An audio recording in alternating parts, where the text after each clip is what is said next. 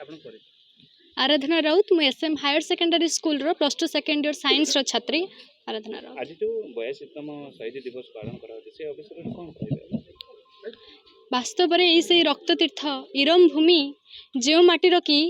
आज भी ताहा लाल देखा जाए कारण धोईलाणी यही प्रांतर छाती केते आषाढ़र बारिधार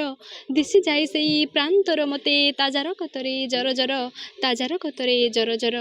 वास्तव में यही से माटी यही से पुण्य माटी इरम माटी जहाँ भी अनेक आषाढ़र बारिधार पर मध्य आज भी लाल देखा जाए से कालजयी वीरपुरुष माने इतिहास रे आज किंबदंती सृष्टि कर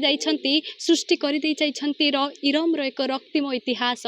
से दिन थिला 1942 मसीहा सेप्टेम्बर मास 28 तारिख से दिन अस्तमित सूर्य शारदीय आकाशर विदाय नेबा पूर्वरु रक्तर लेलिहान फुआर हुए तो सिहरी उठिथिबो से दिन ई वीर संग्रामी माने जंत्रणार हृदय विदारी सृष्टि करथिले एक नूतन जागृति जो जागृति की आनी देथिला आंदोलनर मुक्ति नव जागरण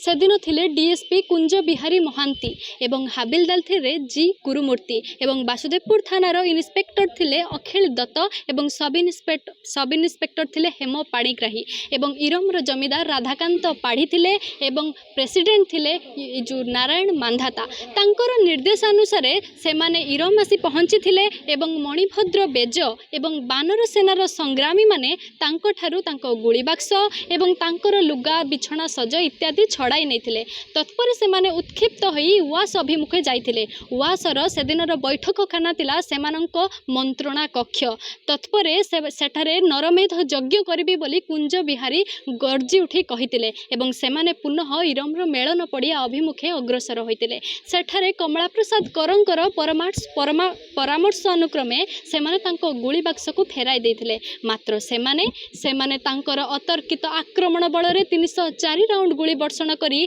29 जन वीरों को शहीद करथिले तांको मध्यरे थिले झांसीर रानी लक्ष्मीबाई सदृश परिबेवा एवं 56 जन वीर आहत होइथिले एही सेही माटी एही से इरम माटी जहाँकि द्वितीय जालियानवाला बागर मान्यता पाई मध्य आज सेही परिस्थान रे उच्च शीर्ष रे पहुंची पारि नाही आमे दुख एवं अनुतप्त जे एठारे एक डिग्री कॉलेज रो अभाव अछि एवं ई लाइब्रेरी रो अभाव अछि जहाँकि छात्र छात्री माननकु बहु समस्या रे सम्मुखीन करउछि तेणु सरकारी स्तर रे जदि एहा पई कोनोसी कार्यानुष्ठान निया जाई परंता आमे गर्वित अनुभव करंतु वर्तमान रो समाधि स्तंभ आ समाधि पीठ से वीर मानकर गाथा को वर्णना करे से पथिक मानक उद्देश्य रे कुहे एनु हे समाधि रकतर बेदी मुकति माणिक शिला एई शिला तले साइता होइछि शहीद जीवन ज्वाला